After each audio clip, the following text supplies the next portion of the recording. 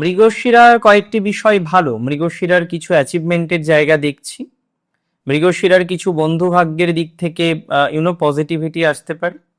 মৃগশিরার success rate তুলনামূলকভাবে বেশি, কিন্তু একদম কনফার্ম মৃগশিরার সাকসেস রেটটা বেশি হচ্ছে।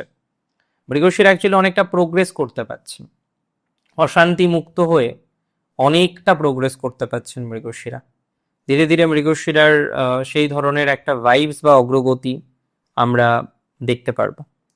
মৃগশিরার শুধুমাত্র এনিমি থেকে সাবধান, ভুল বন্ধু থেকে সাবধান, স্ট্রংলি ভুল বন্ধু থেকে সাবধানে থাকার চেষ্টা করতে হবে, স্ট্রংলি চেষ্টা করতে হবে, এটা দরকার।